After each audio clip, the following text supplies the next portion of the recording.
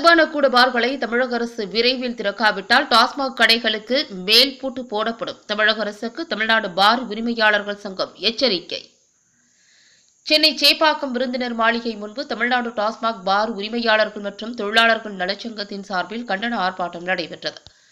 Corona காலகட்டம் துவங்கிய பிறகு தமிழ்நாடு முழுவதும் உள்ள டாஸ்மாக் கடைகள் மற்றும் மதுபான கூடங்கள் காலவரையின்றி மூட தமிழக அரசு உத்தரவிட்டது.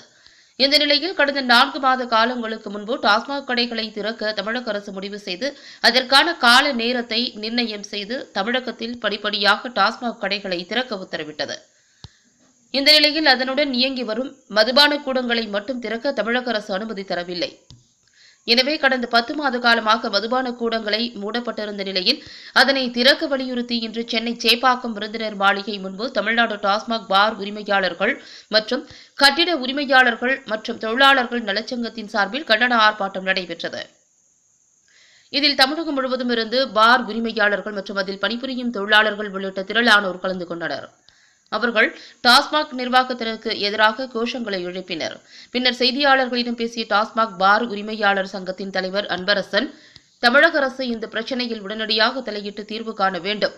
கொரோனா கால கட்டிட வாடகையினை ஒவ்வொரு மதுக்கூட உரிமையாளர்களுக்கும் நிவாரணத் தொகையாக கடந்த 10 மாதங்களுக்கு 10% உயர்த்தி வழங்கிட வேண்டும். மதுபான கூடங்களை திறக்காத நிலையில் தங்களது வைப்புத் தொகையை திருப்பித் தர வேண்டும். இல்லையென்றால் தங்களது சொந்த கட்டிடத்தில் இயங்கி வரும் டாஸ்மாக் கடைகளை காலி செய்ய வேண்டும். சமூக இடைவெளியினை பின்பற்றி மதுபான கூடங்களை நடத்த நாங்கள் தயாராக உள்ளோம். எனவே மதுபான கூடங்களை திறக்க அனுமதி அளிக்க வேண்டும். இல்லையென்றால் கோரிக்கைகளை வலியுறுத்தி தமிழகம் முழுவதும் உள்ள டாஸ்மாக் கடைகளுக்கு மேல்பூட்டு போடும் போராட்டம் நடத்தப்படும் என பல்வேறு கோரிக்கைகளை வலியுறுத்தி ஆர்ப்பாட்டம் நடத்தினர். பின்னர் அங்கு பாதுகாப்பிற்காக குவிக்கப்பட்டிருந்த போலீசார் அவர்களை அப்புறப்படுத்தி கைது செய்து வேனில் ஏற்றி தனியார் திருமண மண்டபத்தில் தங்க வைத்தனர். இதனால் அந்த பகுதியில் சிறிது நேரம் போக்குவரத்து முடங்கியதுடன் பரபரப்பும் ஏற்பட்டது. இந்த போராட்டத்தில் மாநில தலைவர் அன்பரசன், மாநில செயலாளர் பாலமுருகன், பொருளாளர் ராமநாதன் உள்ளிட்ட நிர்வாகிகள் பலர் கலந்து கொண்டனர். வாடகை தொகை 400 கோடிக்கு மேல் உள்ளது. இந்த 400 கோடியை அரசே எங்களுக்கு கட்டிட உரிமையாளருக்கு செலுத்த வேண்டும் சொல்லி முதல் கோரிக்கையாக வைக்கிறேன்.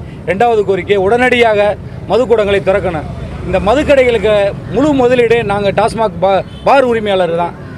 அரசு டாஸ்மாக் நிர்வாகமும் எந்த முதலீடும் ஒரு டாஸ்மாக் கடைக்கு கிடையாது.